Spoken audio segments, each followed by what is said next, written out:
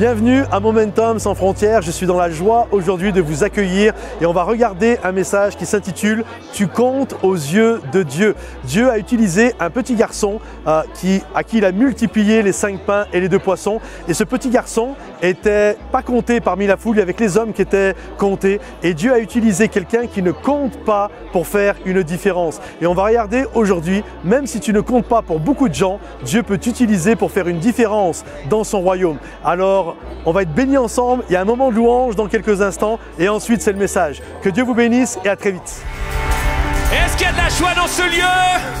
Allez, tout le monde y va! Hey! Tout le monde!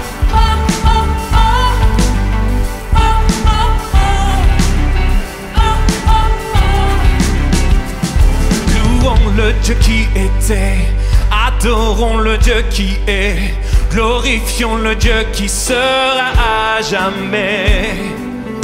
Il délivre les captifs, il ouvre la mer en deux. Notre Dieu est victorieux. Hey! Quelle joie dans la maison du Père, quelle joie dans la maison de notre Dieu. Nous élevons nos voix, nous ne nous tairons pas. Quelle joie dans la maison du Père, oui, il est présent parmi nous.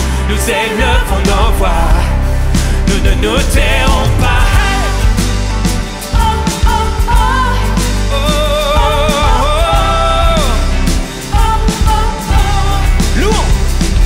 Louons le Dieu qui guérit, louons le Dieu qui agit, louons le Dieu qui nous ouvre le chemin. Sur la croix il s'est livré, puis il est ressuscité. Notre Dieu nous redonne vie. Yeah! Quelle joie dans la maison du Père, quelle joie dans la maison de notre Dieu. Nous élevons nos voix, nous ne nous tairons pas. Quelle joie dans la maison du Père, oui, il est présent parmi nous. Nous élevons nos voix, nous ne nous tairons pas. Allez, tout le monde! Oui, nous étions mendiants, maintenant couronnés. Nous étions captifs, maintenant libérés. Nous sommes acceptés, pardonnés, par grâce rachetés. Que tes enfants, oh Dieu, te louent. Hey! Nous étions mendiants, maintenant couronnés. Nous étions captifs, maintenant libérés. Nous sommes acceptés, pardonnés, par grâce rachetés. Que tes enfants, oh Dieu, te louent. Hey! Quelle joie dans la maison du Père, quelle joie dans la maison de notre Dieu. Nous élevons nos voix, nous ne nous tairons pas. Quelle joie dans la maison du Père, oui, il est présent parmi nous. Nous élevons nos voix, nous ne nous tairons pas. Quelle joie dans la maison du Père, quelle joie dans la maison de notre Dieu. Nous élevons nos voix, nous ne nous tairons pas. Quelle joie dans la maison du Père, oui, il est présent parmi nous. Nous élevons nos voix, nous ne nous tairons pas.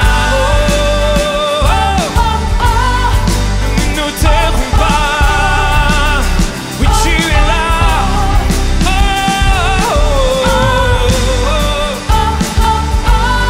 Oui, tu es là, Seigneur.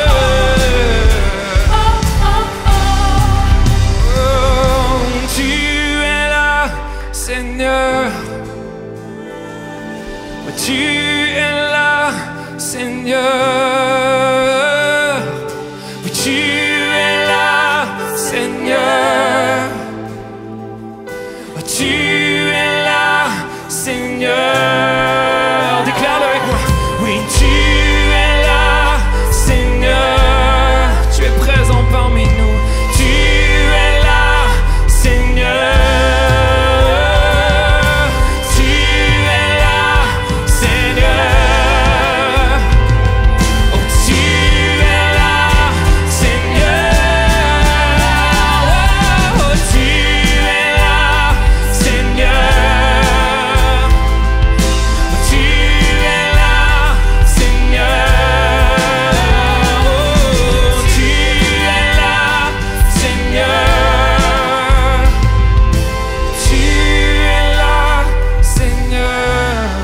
l'entendre, tout le monde. Oui, tu es là, Seigneur. Tu es là, Seigneur. Tu es là, Seigneur. Oh, tu es présent. Tu es là, Seigneur. Oh,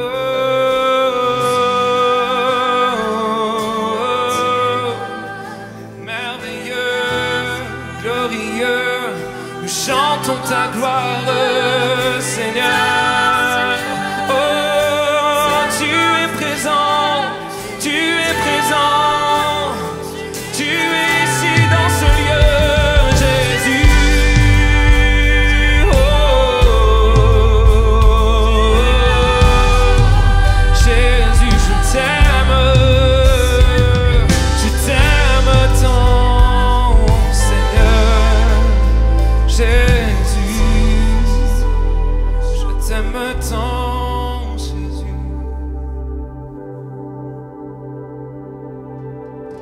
Je chanterai gloire à l'Éternel.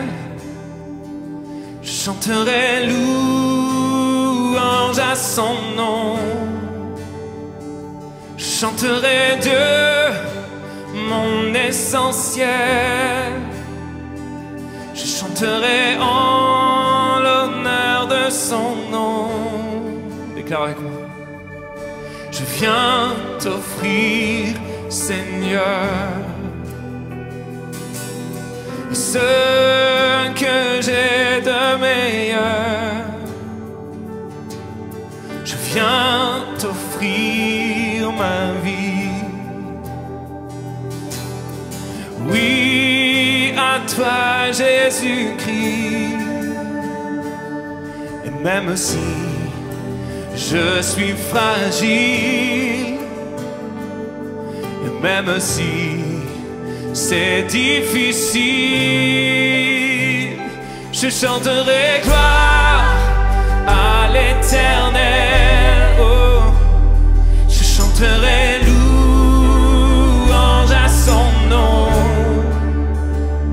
Je chanterai Dieu, mon essentiel. Je chanterai en l'honneur de son nom. Je viens te dire, Seigneur. Je viens te dire, Seigneur, oui, que tu es mon bonheur. Oh non, rien ne peut détruire notre bel avenir. Et même si je suis fragile, c'est vrai, Seigneur. Et même si c'est difficile, je chanterai gloire à l'Éternel. Oh, je chanterai louange à son nom. Je chanterai Dieu, mon essentiel. Je chanterai en l'honneur de son nom. Oh, gloire à toi, Seigneur. Tu es digne de gloire. Je chanterai gloire.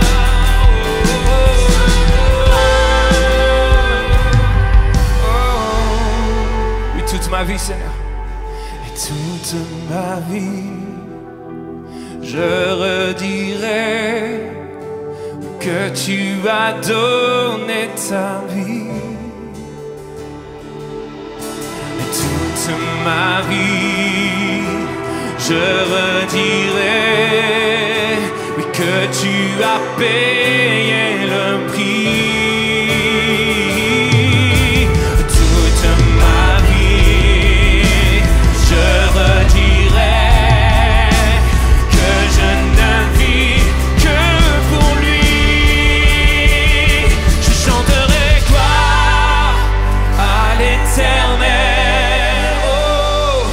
Je chanterai louange à son nom. Je chanterai Dieu, mon essentiel. Oh, je chanterai en l'honneur de ton nom. Je chanterai gloire à l'Éternel. Je chanterai louange à son nom. Oh, je chanterai Dieu, oui mon essentiel. Oh, je chanterai en l'honneur de ton nom. En l'honneur de ton nom. Oh, oh, oh. En l'honneur de ton nom. En l'honneur de ton nom. Oh, en l'honneur de ton nom. Oh, oh, oh. Jésus.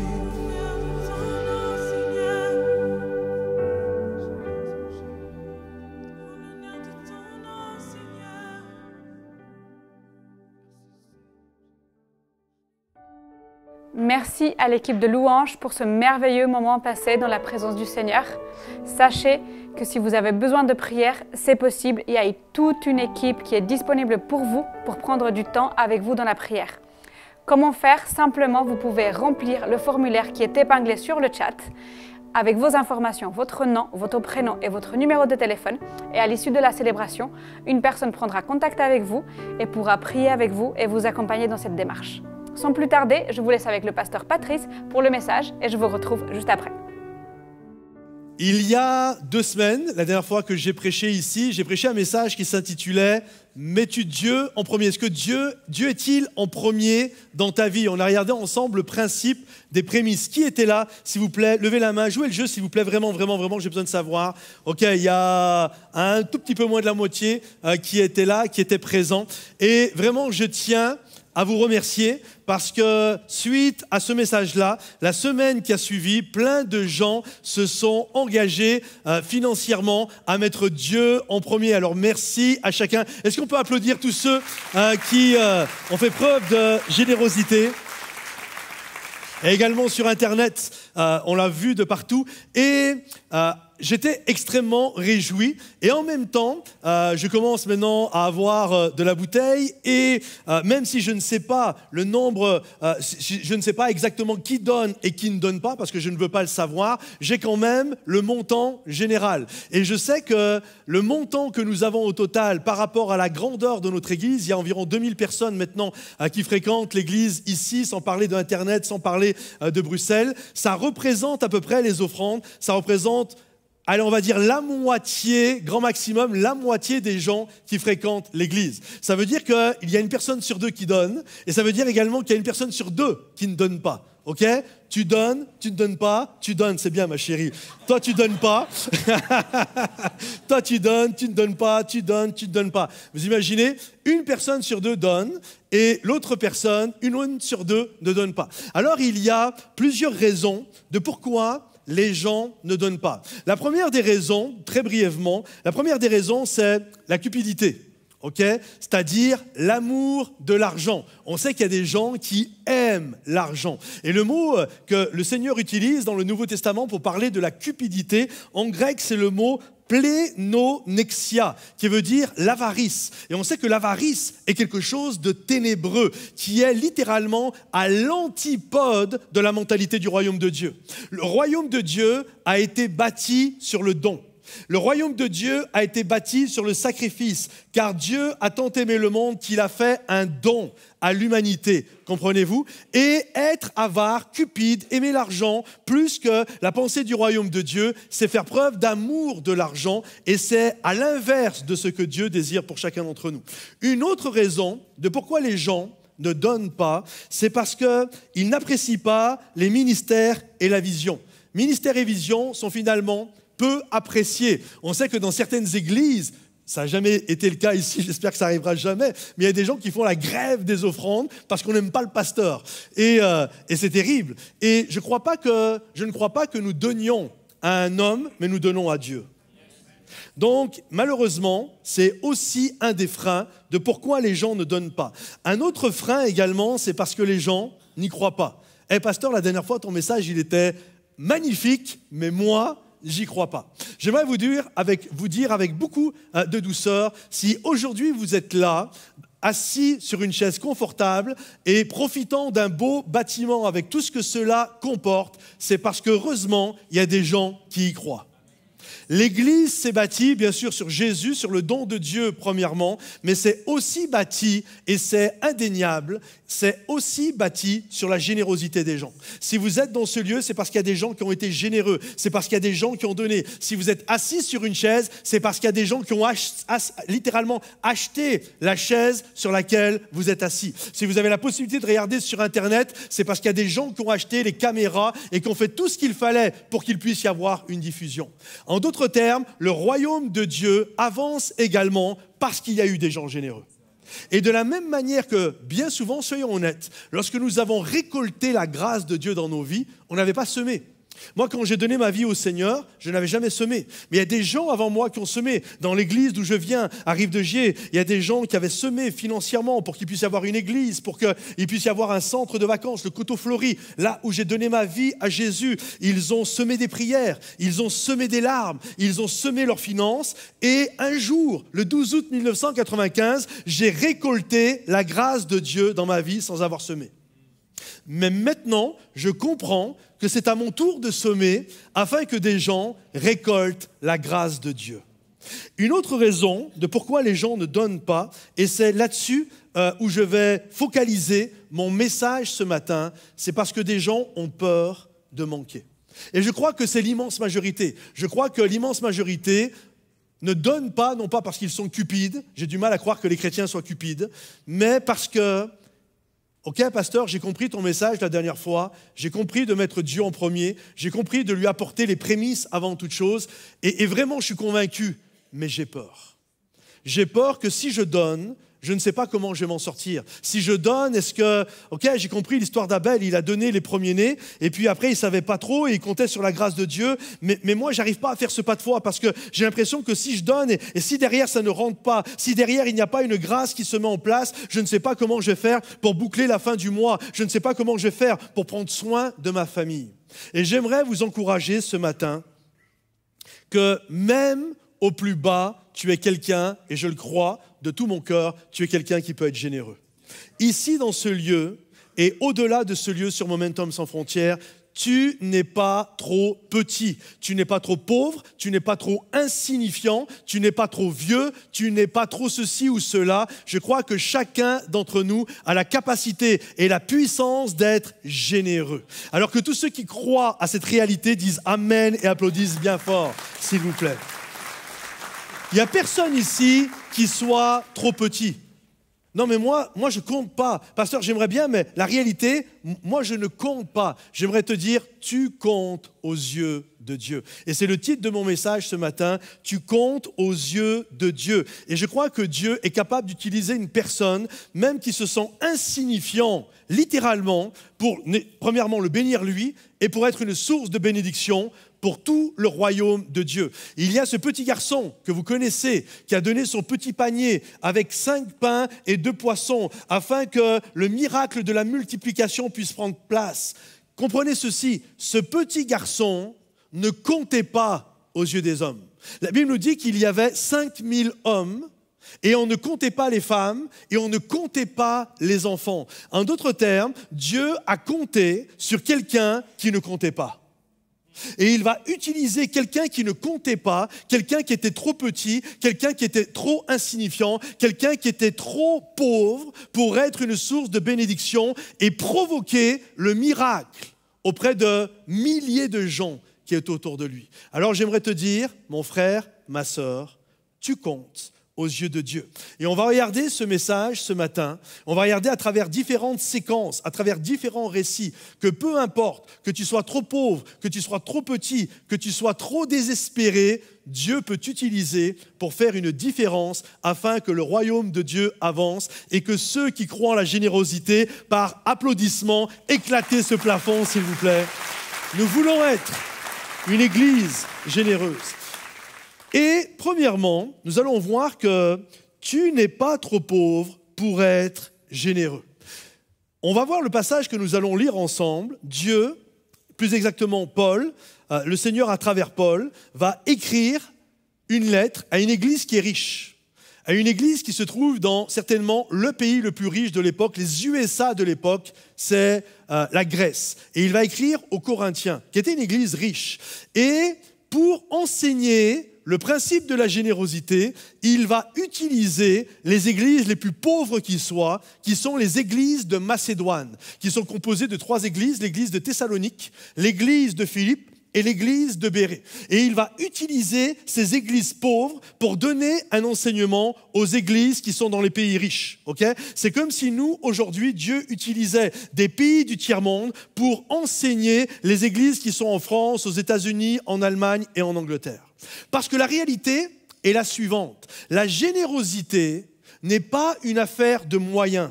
La générosité est une affaire de cœur. On connaît tous des gens qui sont riches et généreux, et on connaît tous des gens qui sont riches et cupides. Mais de la même manière, nous connaissons des pauvres qui sont radins, et nous connaissons tous aussi des pauvres qui sont extrêmement généreux. Le genre de personnes, ils ont juste un quignon de pain et ils vont le partager avec toi. Tu toques à la porte de leur maison et si c'est l'heure du repas, ils ne vont pas garder la porte semi-ouverte parce qu'ils ont peur de te faire entrer. Ils vont ouvrir et ils vont vouloir partager le repas avec toi. Et donc, la générosité n'a rien à voir avec le compte en banque que tu as. Ce n'est pas une affaire de moyens, c'est une affaire de cœur. Quel est mon cœur ? Est-ce que je suis quelqu'un de généreux ou est-ce que je suis quelqu'un de radin ? Regardez ce que Paul va dire en écrivant aux Corinthiens, en enseignant les Corinthiens, en utilisant le levier d'églises pauvres qui étaient les églises de Macédoine. Écoutez bien. Nous voulons vous faire connaître, frères, la grâce que Dieu a accordée aux églises de Macédoine. Elles ont été mises à l'épreuve par de multiples détresses, mais les croyants, animés d'une joie débordante et malgré leur extrême pauvreté. Pauvre, c'est une chose, ok ? Mais là, c'est pauvre à l'extrême. On fait preuve d'une très grande générosité. Ils sont allés jusqu'à la limite de leurs moyens et même au-delà. J'en suis témoin, spontanément, avec une vive insistance. S'il vous plaît, on veut donner. Ils nous ont demandé la faveur de prendre part à l'assistance destinée à ceux qui sont à Jérusalem et qui appartiennent à Dieu. Dépassant toutes nos espérances, ils se sont donnés d'abord eux-mêmes et au Seigneur ensuite. Conformément à la volonté de Dieu, ils se sont mis à notre disposition. Comprenez-vous ? Paul va utiliser des gens qui sont pauvres comme d'un levier pour enseigner les églises qui se trouvent dans des pays riches où les gens, même s'ils se plaignent, font partie quand même des gens les plus riches de la planète. Et il y a plusieurs choses qui en ressortent et j'aimerais en voir quelques-unes brièvement avec vous ce matin. Ils ont donné, la Bible nous dit, ils ont donné au milieu même de la grande épreuve de leur souffrance. Je crois que même au milieu de notre souffrance, de notre pauvreté, Dieu nous donne le pouvoir d'être généreux. Et je le crois de tout mon cœur. J'ai grandi, malheureusement, papa était parti de la maison, foyer monoparental, maman qui se retrouve seule, et j'ai grandi dans un foyer où nous étions en dessous du seuil de la pauvreté. Et même une bonne partie de notre mariage avec mon épouse, on était en dessous du seuil de la pauvreté. Donc je sais ce que c'est que d'être pauvre. Okay ? J'en ai fait partie plus de la moitié de ma vie. Et je crois que même pauvre, je le crois, c'est mon témoignage, tu peux être généreux. Je me souviens, alors que je commençais le ministère, je n'étais pas rémunéré et je gagnais à l'époque, je ne sais pas si ça s'appelle toujours comme ça, mais je gagnais le RMI. J'étais marié, 3 enfants en bas âge et on gagnait 450 € par mois. Peut-être 800-900 € quand tu mets les ailes, allocation logement, APL, etc. Et donc on était pauvres, ok ? Tu es à 5 sur 800-900 €, tu es pauvre. Et je me souviens un jour, je suis là dans une conférence et le pasteur qui prêchait, c'était pasteur Claude Oud, et là il prêchait sur la générosité comme il sait si bien le faire. Et à la fin, on était là, j'étais bouleversé, j'étais ému, et je me souviens, le message fini, il fait un appel pour ceux qui voulaient développer la générosité, pour venir en aide à ceux qui sont pauvres. Et je me souviens, je me suis levé d'un coup, je suis venu sur le devant en disant, Seigneur, moi je veux faire partie de ces gens-là. Et je me souviens, alors que je suis à genoux, et je suis en train de prier, Seigneur, je veux être généreux. D'un seul coup, il y a une petite voix qui m'a traversé l'esprit. Je me suis dit, mais comment je vais faire pour aider les pauvres? Je suis pauvre. Comment un pauvre peut aider les pauvres? Et là, alors que je suis à genoux et je vis un temps avec Dieu, le Seigneur me montre quelque chose. Tous les week-ends, je sortais et je vendais, j'avais des petits coffrets avec des CD à l'intérieur de certaines séries d'enseignements. Et donc, les gens achetaient les coffrets dans les églises où j'allais. Ça me permettait de pouvoir arrondir un petit peu mon mois. Et le Seigneur me dit, tu vois, ces coffrets de CD, en fait, tu vas tout apporter à ton église, il y a une banque alimentaire qui commence, et tu vas tout donner à la banque alimentaire, à l'espoir d'où j'étais. Et donc, j'étais là, ok, Seigneur, et ok, je te fais confiance. Je me souviens, je rentre, j'en parle avec mon épouse. Ma femme, elle me dit, c'est déjà quand c'est un peu difficile, quoi. Et ma femme me dit, si Dieu te l'a dit, on le fait. Et donc, on a donné cela. Toutes les semaines, je rentrais. Je me souviens, j'avais fait un truc, un CD d'acheter, un repas d'offert. Et j'apportais tout ça à la banque alimentaire de l'église pour que nous puissions aider. Et la chose que j'aimerais vous dire, c'est que c'est juste extraordinaire la manière dont Dieu a pris soin de nous. Je me souviens, quelques temps après, ma voiture est tombée en panne et je me suis dit, Seigneur, tu vois, j'aurais pu la réparer. Vous savez quoi? Quelqu'un nous a fait un don et nous a littéralement acheté une petite voiture d'occasion. Et durant toute l'année, on a vu la grâce et la main de Dieu se manifester. Parce que je crois en cette réalité, quand tu honores Dieu, Dieu t'honore. Même pauvre, tu as la possibilité d'être généreux. Également, ils ont donné, les Macédoniens, avec une joie débordante. En fait, ils ont compris que donner, c'est un don, c'est une grâce que Dieu nous accorde. Ils n'ont pas donné, vous savez, style comme ceux qui sont baptisés dans du jus de citron, en faisant un peu la grimace comme ça. Ils ont donné avec joie parce qu'ils réalisaient la grâce que Dieu leur donnait de pouvoir être une source de bénédiction. Je crois qu'il y a une bénédiction lorsque nous donnons. Je pense que la majorité d'entre nous, on a fait des cadeaux déjà. Et il y a une chose que moi j'aime bien faire lorsqu'il y a un anniversaire, lorsqu'il y a des choses qui prennent place et qu'un cadeau va être donné. La plupart des gens, on filme celui qui a la surprise. La plupart des gens, on filme celui qui a le cadeau. Moi, j'ai fait quelque chose, vous ne le direz pas, moi j'ai fait quelque chose, je filme rarement celui qui reçoit. J'aime bien filmer celui qui donne. Parce que je m'aperçois que celui qui donne, quand il s'aperçoit que l'autre est surpris, que l'autre est heureux de ce qu'on est en train de lui faire, je m'aperçois que émotionnellement, celui qui donne vit quelque chose d'encore beaucoup plus intense que celui qui est en train de recevoir. Il y a tellement une beauté. Je donne et je participe et je suis une source de bénédiction. Également, ils ont donné malgré leur pauvreté profonde de manière généreuse. Je crois que même pauvres, nous avons la possibilité de donner. Écoutez, ils n'ont pas utilisé leur pauvreté comme excuse. Quand tu es pauvre à l'extrême, tu as une grosse excuse quand même. On est d'accord avec ça? Écoute, je suis dans l'extrême pauvreté. Je ne suis pas pauvre, je suis dans une extrême pauvreté. C'est quand même une excuse qui paraît extrêmement valable. Ils n'ont pas utilisé cette excuse pour ne pas donner. Même pauvres à l'extrême, ils ont été une source de bénédiction. Ils ont donné, ça j'aime bien, avec insistance. En d'autres termes, Paul n'a pas eu besoin de les motiver.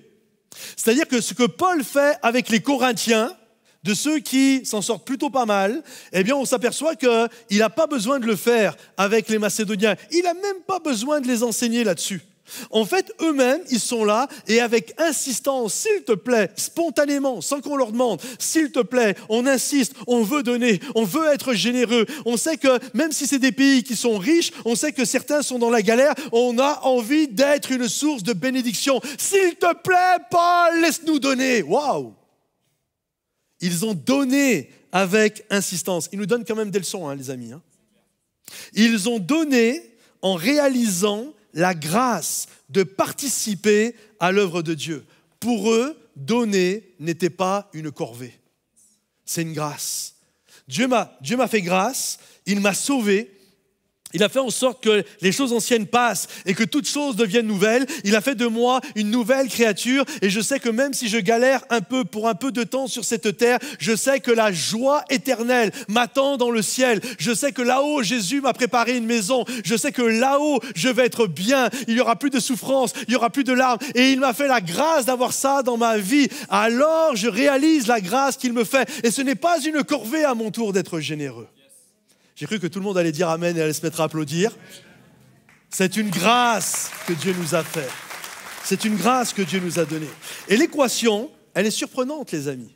Elle est surprenante. Joie débordante plus pauvreté extrême égale très grande générosité.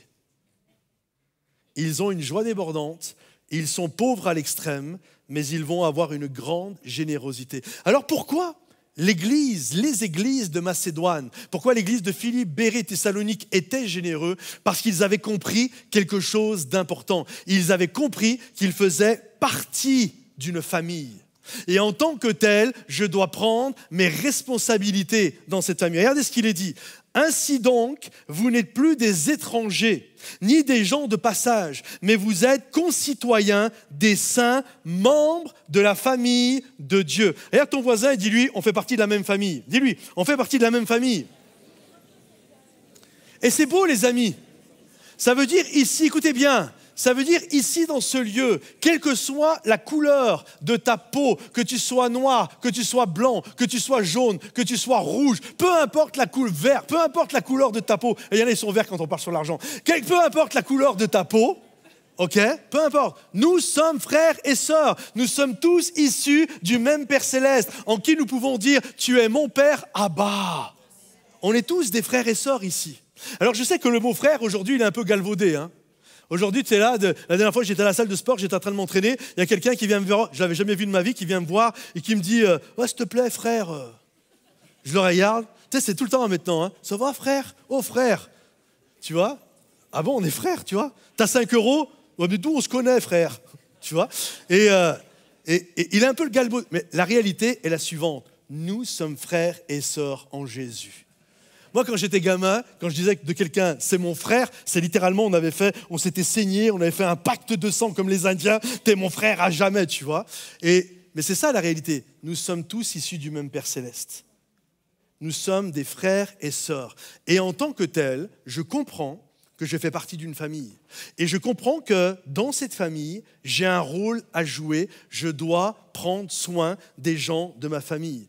Et comment nous voyons une personne qui est mature? Comment reconnaît-on un papa qui est mature? Comment reconnaît-on une maman qui est mature?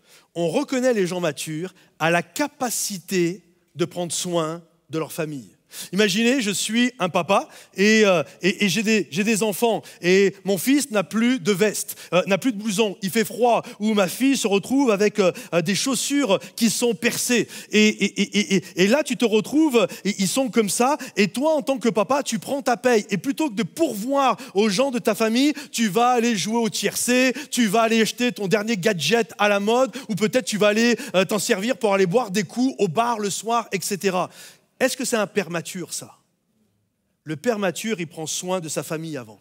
S'il en reste, tant mieux, mais je prends soin de mes enfants, je prends soin de ma progéniture. Comment on reconnaît une maman qui est mature? Ce n'est pas parce qu'elle achète le dernier manteau à la mode, c'est parce qu'elle sait prendre soin de ses enfants. Ça ne veut pas dire qu'on se met toujours en dernier, mais ça veut dire qu'on est ensemble et d'abord, avant toute chose, on fait attention à ce que les besoins de la famille soient comblés.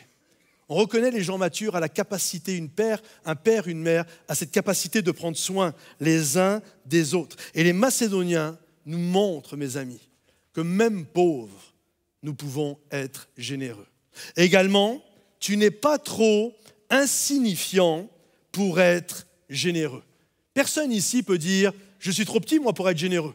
Je suis trop insignifiant. Écoute, pasteur, j'ai bien compris, mais même si ce mois-ci, je donne 10 €, franchement, 10 €, ça n'a pas changé la vie de l'Église. Vous savez, on a à peu près 2000, il y en a un sur deux qui ne donnent pas. Si tout le monde, les 1000 qui ne donnent pas, donnaient 10 €, ben fois 1000, ça fait 10 000 €. Hein. Avec 10 000 €, c'est le budget mensuel pour aller implanter une église. Est-ce que vous voyez comment on peut faire grandir le royaume de Dieu? Juste tous ceux qui disent, mais même si ce que j'ai est insignifiant, on peut faire grandir, on peut bâtir une église et c'est le budget qu'il nous faut pour implanter une église où des semaines après, il y a 300, comme là à Bruxelles, plus de 300 personnes qui fréquentent. Il n'y a personne ici qui est trop insignifiant. Regardez cette histoire dans la Bible. Puis Jésus s'assit en face du tronc. Il observait ceux qui y déposaient de l'argent. Beaucoup de riches y avaient déjà déposé de fortes sommes. Quand arriva une pauvre veuve qui déposa 2 petites pièces, une somme minime, insignifiante pour beaucoup de gens. Alors Jésus appela ses disciples et leur dit, « Vraiment, je vous l'assure, cette pauvre veuve a donné bien plus que tous ceux qui ont mis de l'argent dans le tronc. Car tous les autres ont seulement donné de leur superflu, mais elle, dans sa pauvreté, elle a donné tout ce qu'elle possédait, tout ce qu'elle avait pour vivre. » Waouh! Je ne sais pas vous, mais cette histoire, elle met un peu mal à l'aise. En fait, cette histoire nous dit que Jésus regarde ce que nous donnons. En fait, Jésus appelle ses disciples et là, littéralement, il y avait le tronc qui était là et il était en train de regarder comment les gens étaient en train de donner. Et c'est fort quand même. Hein? Moi, vraiment, ça me gênerait. Imaginez que vous donnez et que je regarde comme ça. Vas-y. Ah ouais, tu donnes ça? Ah ouais? Tu pourrais donner un peu plus quand même. Hein? Et ah ouais, ok. Machin. Et toi, tu donnes rien? Vous comprenez? Et Jésus, littéralement, c'est ce qu'il était en train de faire. Il était en train de regarder ce que les gens déposaient. Moi, je suis très mal à l'aise avec ça. Moi, généralement, quand les corbeilles passent, je regarde ailleurs, tu vois. Mais Jésus regarde. La Bible nous dit, il regardait. Et il regardait le cœur, et il regardait, non pas le montant, même s'il regardait le montant, mais surtout la générosité de la personne qui était en train de donner. Je sais que, et cette femme nous le montre, je sais que pour certains, c'est compliqué. Pour certains, c'est plus compliqué que d'autres. D'être généreux quand on n'a pas grand-chose et quand j'ai l'impression qu'on est insignifiant. Comme je vous le disais tout à l'heure, les 2/3 de ma vie, j'étais en dessous du seuil de la pauvreté. Je sais ce que c'est. Un jour, j'entendais un pasteur qui m'avait dit, tu sais ce qu'il y a de bien avec les prémices, les dîmes, c'est que, en fait, tout le monde est à la même proportion. Que tu sois riche, que tu sois pauvre, c'est proportionnel à ce que tu gagnes. Donc, en fait, c'est pour tout le monde pareil. Dans ma tête, je me suis dit, lui, ça se voit, il n'a jamais été pauvre. Parce que ce n'est pas tout à fait la même chose, même si le montant reste le même. Je m'explique. Je vais prendre un cas fort pour que vous le compreniez. Quelqu'un qui gagne 10 000 € par mois et qui donne sa dîme, okay, donc 1 000 €, qui est quand même un gros montant, on est d'accord qu'il lui reste 9 000 € pour vivre. Okay? Alors certains vont me dire, oui, mais on n'a pas les mêmes voitures, on n'a pas les mêmes maisons, on n'a pas les mêmes prêts, etc. Oui, mais si tu sais un peu gérer ton argent, avec 9 000, tu vas bien t'en sortir et très bien vivre.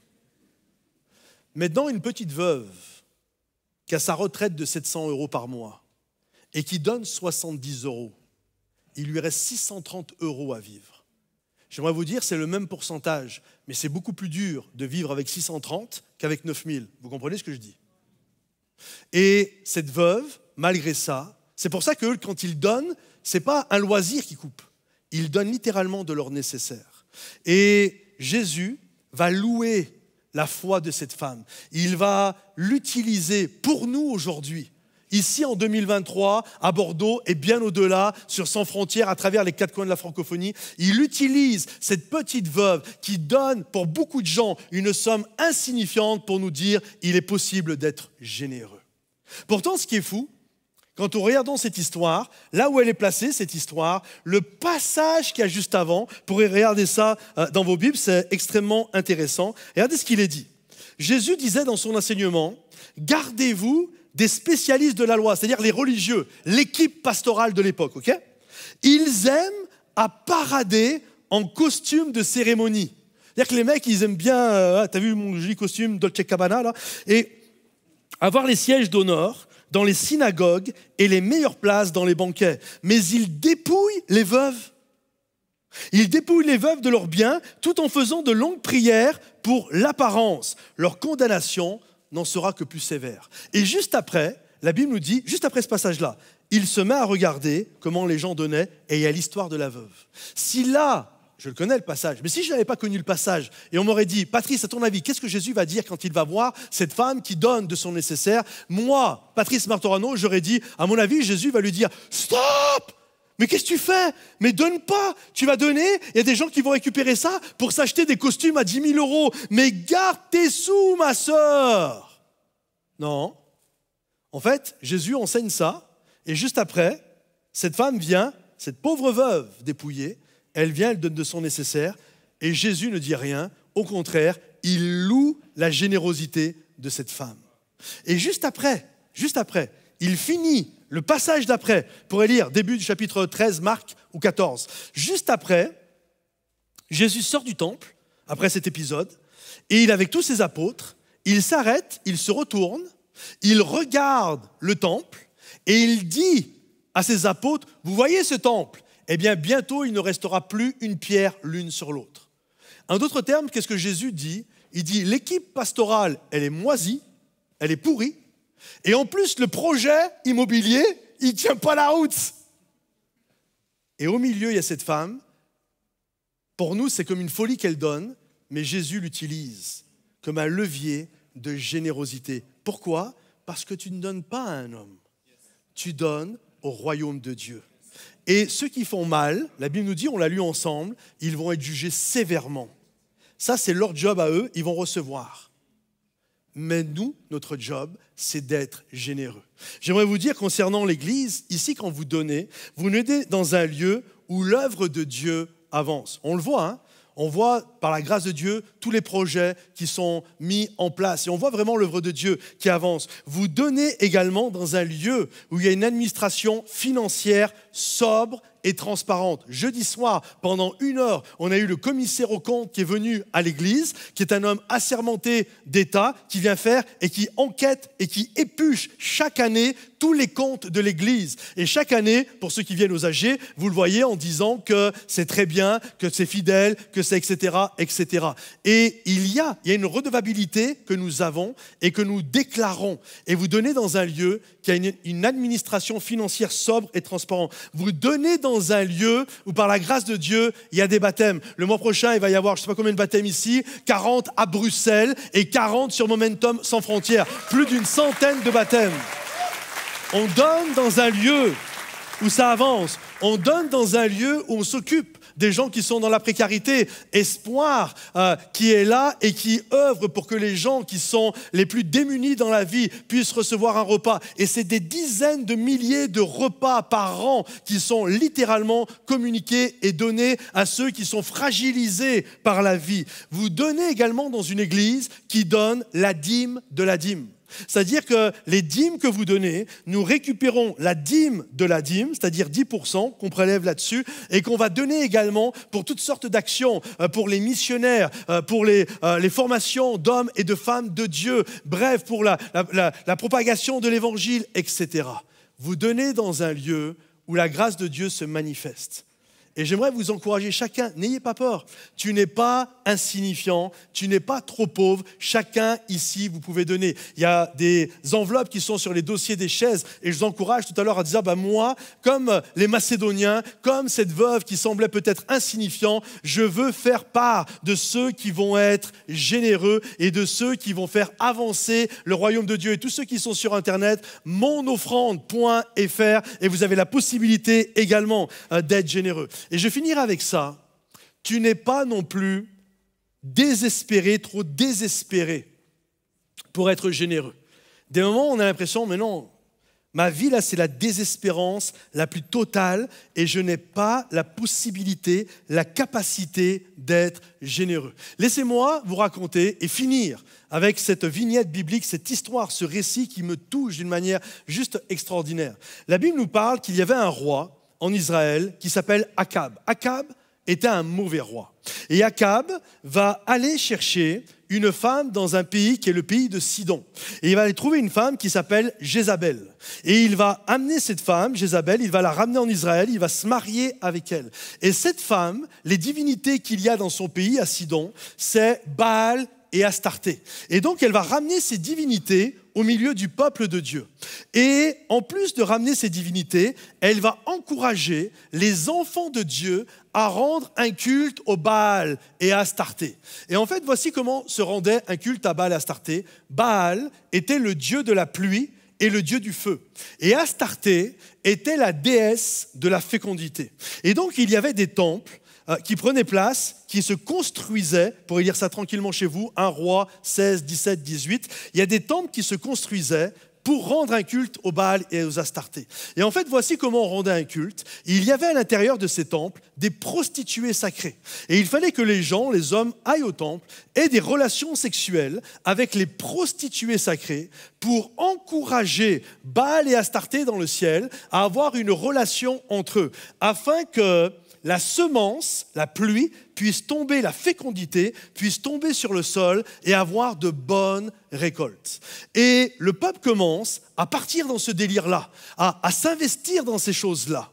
Et là, il y a un homme, un prophète, du nom d'Élie. Élie va aller voir Akab. Et je vous fais en français courant, il va dire hey, « mon gars, vraiment, tu n'as rien compris. Si tu crois que c'est de rendre un culte aux Baals et aux Astartés, si tu crois que c'est de détourner le cœur, littéralement, du peuple pour ces choses-là, qui va faire pleuvoir, littéralement, sur le peuple pour qu'il y ait de la fécondité, tu n'as rien compris. Et afin que tu saches que l'Éternel est vivant et qu'il y a un Dieu en Israël, il ne pleuvra plus ces années-ci, si ce n'est à ma parole. » Et Élie va partir. Il va aller près d'un torrent, le torrent de Kéritz. Et là, près de ce torrent, il va être désaltéré. Et là, il y a quelque chose d'extraordinaire qui va prendre place. La Bible nous dit que Dieu va prendre soin de lui en le nourrissant chaque jour avec un beefsteak. Et comment le beefsteak est amené? C'est l'invention du Uber Eats. Il y a des corbeaux qui chaque jour, littéralement on pourrait lire ça, qui tenaient dans leur bec, non pas un fromage, mais tenaient dans leur bec un beefsteak. Et ils apportaient, 1 Roi 17, vous lirez ça, ils apportaient à Élie tous les jours un beefsteak. Il était désaltéré, les corbeaux apportaient à manger. Et là, Élie est bien, et à un moment donné, l'eau du torrent le torrent s'est asséché. Et là, Dieu va parler à son prophète en lui disant « Maintenant, lève-toi, car j'ai ordonné à une veuve, à Sarepta, de te nourrir. » Lisons ensemble. Je vais demander aux musiciens si vous pouvez tous revenir, s'il vous plaît. Regardez. « Mets-toi en route, donc il parle à Élie, et va à Sarepta, dans le pays de Sidon, et installe-toi là-bas. » Vous vous souvenez, Sidon, c'est de là où vient Jézabel. « J'ai ordonné à une veuve de là-bas de pourvoir à ta nourriture. » Élie se mit donc en route et se rendit à Sarepta. Lorsqu'il arriva à l'entrée de la ville, il aperçut une veuve qui ramassait du bois. Il l'appela et lui dit « S'il te plaît, va me puiser un peu d'eau dans une cruche pour que je puisse boire. » Comme elle partait en chercher, il la rappela. Attends, 2 minutes, reviens s'il te plaît, j'ai oublié de te demander un truc. « S'il te plaît, apporte-moi aussi un morceau de pain. » Mais elle lui répondit « Aussi vrai que l'Éternel ton Dieu est vivant, je n'ai pas le moindre morceau de pain chez moi. Il me reste tout juste une poignée de farine dans un pot et un peu d'huile dans une jarre. J'étais en train de ramasser, écoutez bien le désespoir total de cette femme. J'étais en train de ramasser 2 bouts de bois. Je vais rentrer et préparer ce qui me reste pour moi et pour mon fils. Et quand nous l'aurons mangé, plus désespoir que ça, il n'y a pas. Et quand nous l'aurons mangé, nous n'aurons plus qu'à attendre la mort. Élie reprit, sois sans crainte, n'aie pas peur. Rentre, fais ce que tu as dit, seulement prépare-moi d'abord avec ce que tu as, une petite miche de pain et apporte-la moi.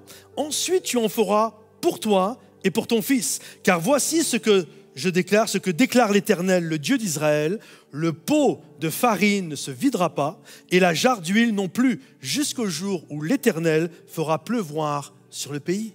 La femme partit et fit ce qu'Élie lui avait demandé. Pendant longtemps, elle eut de quoi manger, elle et sa famille ainsi qu'Élie, et le pot de farine ne se vida pas et la jarre d'huile non plus, conformément à la parole que l'Éternel avait prononcée par l'intermédiaire d'Élie, et que tous ceux qui sont reconnaissants envers Dieu disent Amen et applaudissent.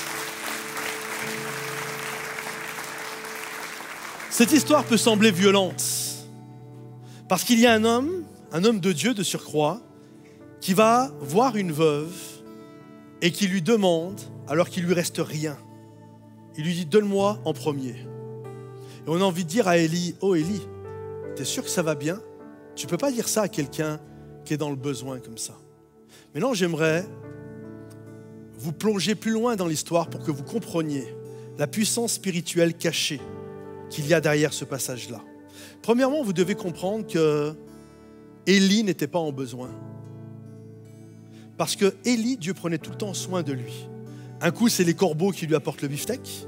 Dans un autre passage un peu plus loin, il va rentrer dans un désert et Dieu va littéralement envoyer un ange pour lui faire un petit gâteau.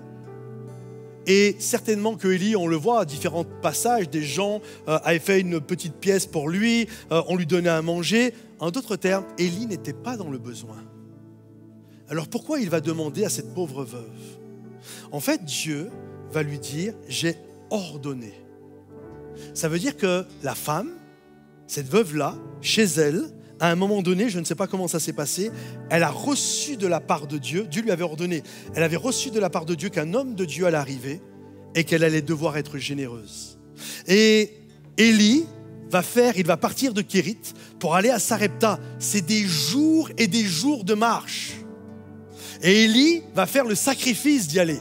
Il n'est pas en besoin, je vous le rappelle, mais il sait que Dieu veut bénir une personne.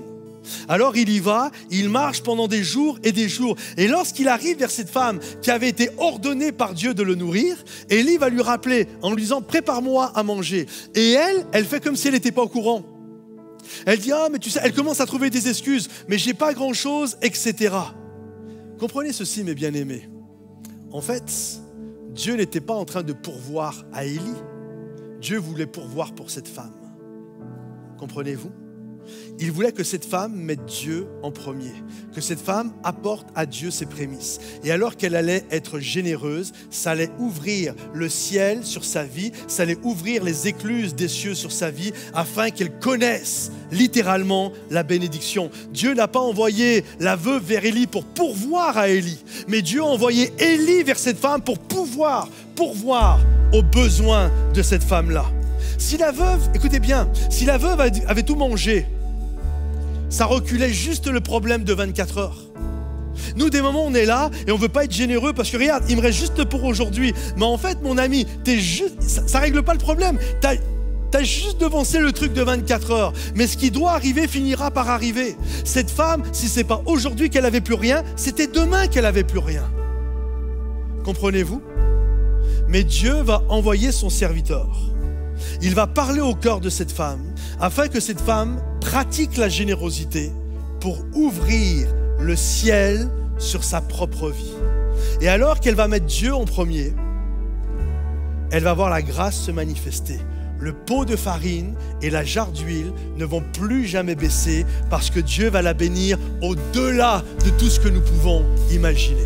J'ai noté ceci, Dieu n'avait pas besoin de cette veuve pour nourrir son prophète. Il voulait simplement lui faire une grâce, la sortir de son manque. De la même manière, Dieu ne cherche pas à te soutirer de l'argent. Dieu ne se dit pas, si aujourd'hui les dîmes sont mauvaises, je ne sais pas comment je vais boucler la fin du mois. Absolument pas. Dieu est Dieu, l'or et l'argent lui appartiennent. Donc ce n'est pas pour te soutirer de l'argent. Il désire simplement te bénir. Et alors que tu mets Dieu en premier, alors que tu es désespéré, alors que tu sais que de toute façon, la fin approche, bien je désire mettre Dieu en premier. Parce que je sais que ma générosité va ouvrir le ciel. Écoutez bien, d'un côté, tu as le peuple de Dieu. Et là, le peuple de Dieu est là. Ils vivent, c'est le peuple de Dieu, donc c'est le peuple de la promesse. C'est le peuple où il y a plein de promesses dans la parole de Dieu. Je serai l'Éternel qui pourvoit, jamais je ne t'abandonnerai. Je suis celui qui marchera à tes côtés. Je suis l'ombre de ta main droite. Je garde ton départ, je garde ton arrivée. Aucune arme forgée contre toi ne pourra prospérer, etc., etc. C'est le peuple de la promesse qui vivent où? Qui vivent dans le pays de la promesse, là où coule le lait et le miel. Mais parce que ce peuple ne met plus Dieu en premier, parce qu'il a laissé son cœur se détourner par Jézabel pour les Baals et les Astartés, parce que c'est le peuple de Dieu qui vit dans le pays où le lait et le miel coulent, mais parce qu'ils ne mettent plus Dieu en premier dans leur vie, le ciel est des reins, le ciel est fermé, il n'y a plus de pluie, il n'y a plus de récolte, il n'y a plus aucune bénédiction sur leur vie. De l'autre côté, tu as une veuve qui est là. Et elle, quand tu regardes à sa vie, elle ne vit pas... Déjà, c'est une veuve, il y a une pauvreté qui est là. Elle est d'une extrême pauvreté, c'est terrible. Et en plus, elle vit où? Elle vit à Sarepta, à Sidon. Elle vit dans le pays de Jézabel. Elle vit dans un pays où il y a une puissance démoniaque. Elle vit dans un pays qui loue pas l'Éternel, mais qui prie les Baals et les Astartés. Elle ne vit pas dans un pays de promesses, elle vit dans un pays où tout la détourne. Mais elle, écoutez bien, mais elle, parce qu'elle va mettre Dieu en premier dans sa vie, le ciel va s'ouvrir. C'est pas grave où tu es né, c'est pas grave ton compte en banque, c'est pas grave ce qui s'est passé dans ton pays, mais parce qu'elle met Dieu en premier, le ciel va s'ouvrir et la pluie va tomber sur sa vie. Les amis, ce n'est pas une histoire de combien de promesses tu as. Ce n'est pas une histoire de la belle et magnifique église où tu es. Ce n'est même pas une histoire du pays où tu es né. C'est une histoire. Est-ce que tu mets Dieu en premier? Parce que tu peux avoir une potentialité énorme sur ta vie. Si Dieu est relégué au second plan, c'est le ciel d'airain sur ta vie. Mais quand tu mets Dieu en premier, même si tout autour de toi te dit c'est une catastrophe, le ciel va s'ouvrir, la pluie va tomber et tu vas récolter la bénédiction de Dieu sur ta vie. Et que ceux qui le croient, applaudissez à faire exploser le plafond, s'il vous plaît. Est-ce qu'on peut se lever là où nous sommes? Et juste là, étendons nos mains devant le roi des rois. Seigneur notre Dieu, nous nous tenons devant toi, Seigneur. Et aujourd'hui, nous prenons la décision de tout te donner. On te donne nos cœurs, on te donne nos vies, Seigneur mon Dieu. Vers qui d'autre irions-nous? C'est toi qui as les paroles de la vie. C'est toi qui prends soin de moi. C'est toi qui ouvres le ciel sur ma vie. Alors aujourd'hui, on se tient devant toi, Seigneur, et on t'apporte, Seigneur, notre cœur. On t'apporte tout ce qui est à nous, Seigneur, afin que ta grâce se manifeste dans le nom de Jésus. Alléluia. Est-ce qu'avec Dan et toute l'équipe, on peut louer le Seigneur et lui dire, Seigneur, on te donne tout, Seigneur, de tout notre cœur. Alléluia.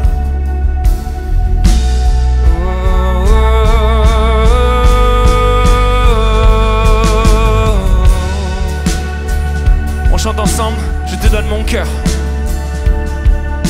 Oui, je te donne mon cœur. Il ne m'appartient plus. Ce que j'ai de meilleur, tout est pour toi, Jésus. Un parfum de valeur sur toi est répandu. C'est l'offrande de mon cœur. Je suis à toi, Jésus. Déclare-le. Prends mon âme, prends mon cœur, je te donne tout. Prends ma vie, me voici, je te donne tout. Oh, mon cœur est à toi, tout à toi.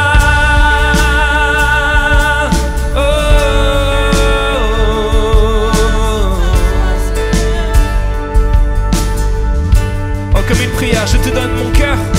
Oui, je te donne mon cœur. Il ne m'appartient plus.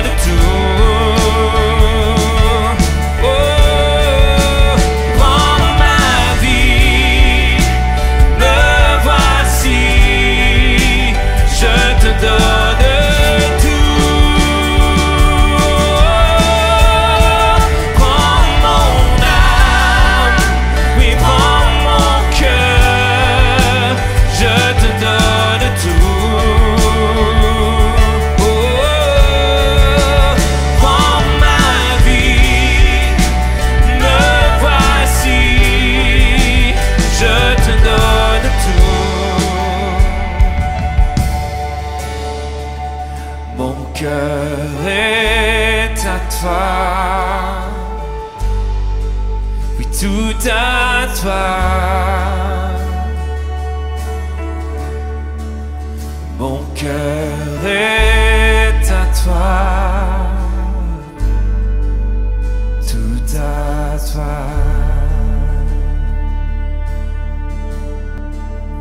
Alléluia, Seigneur notre Dieu, nous croyons que tu es celui qui prend soin de nous. Nous croyons que ta main est sur nous, Seigneur, et que tu désires nous bénir au-delà de toute espérance. Que tu désires, Seigneur mon Dieu, nous étirer dans notre foi. Alors je prie, Seigneur, que chacun d'entre nous, moi le premier, tu puisses nous étirer, que tu puisses nous apprendre, Seigneur mon Dieu, et que notre foi puisse être fortifiée et augmentée dans le nom de Jésus, et que tous ceux qui croient que notre Seigneur est celui qui nous accompagne disent Amen et Amen.